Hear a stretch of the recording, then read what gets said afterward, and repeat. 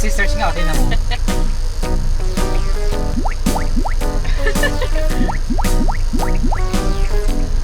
Nagsisearch niya na yan.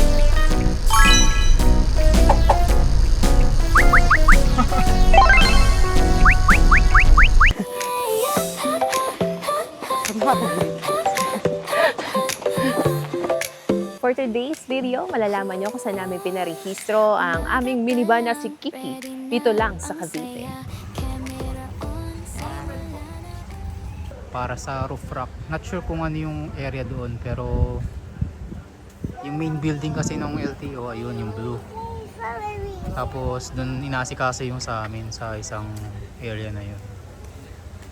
Hindi kami natuloy ng pagpaparehistro nito ng top load o yung roof rack niya dito sa Tagaytay. Kasi hindi daw sila tumatanggap ng ganitong model unit, itong minivan natin. Sa NCR lang daw meron. Kaya nagtanong kami sa ibang minivan. Sabi nila meron daw sa Imus or Dasma. Pinakamalapit, Dasma. Kaya tinaray namin na pumunta doon. Kasi rehistro parang nasa 100, less than 150 pesos. Malapit na.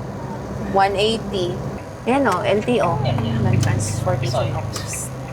Stop entrance. Thank you. Magkano? 20. 20. Meron pa doon.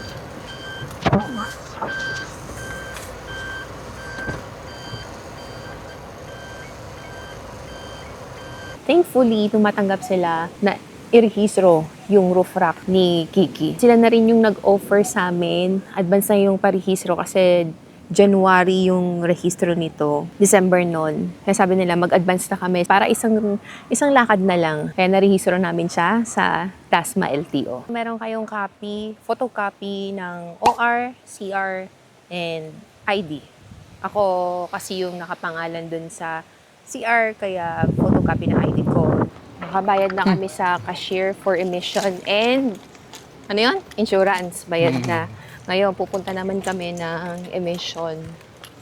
After emission, kukunin yung copies ng insurance. Ito yung nagastos namin for emission testing and insurance at sa minivan registration renewal plus top load.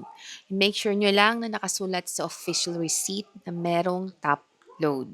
Make sure nyo lang na gumagana ang inyong wiper, park light, headlight, signal light, yung horn, busina, chinek din nila yan, inspection ng minivan, tapos sa likod, burst light, brake light. Usually, ang hindi natin napapansin yan yung brake light kasi pag naka-park light lang siya, nakailaw, di ba, parehas. Pero pag brake light nyo, di pala. Pundido yung isa. Kailangan make sure nyo rin na gumagana yan, pati plate light. Finally, we're done! Narehistro na si Kiki. Wow, pink Lambo.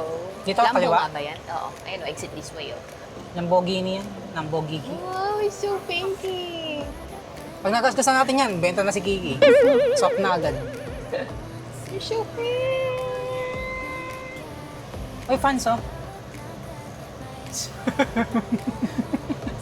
Uy, kita ka ha. Uy, Yung 20. bayan.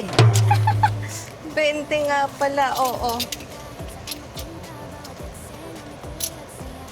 Ayan, dagdag yan sa mahal, lahat ng gastos, 20. Balik. Oh, baka sumabit pala ako. Oo, musik ka. Siya daw nakadikit. Yung nakadisip ko yung roof rack ko. Sabit ka talaga, buti naisip mo yung roof rack mo na mapapabayad ka pa ng barrier. Ang tawag dyan. Okay, we're done! Hindi na namin iisipin yung rehistro ni Kiki kasi okay na. Registered na siya plus yung top load din. Safe na tayo na hindi masita or masita man, walang babayaran na fee na 5,000. Di ba 5,000 yung penalty? Di ba? Wala tayong babayaran na 5K kasi rehistrado na. Wala ka ng pangamba. Continue on Ligaya Drive for 7 kilometers. Ay, tumataas yung temperature. Pinakamataas ang 101. Sa bawat tawanan may saysay pala. Kung gusto mong umiti kahit sandali, The KL Vlogs, nandito lang kami.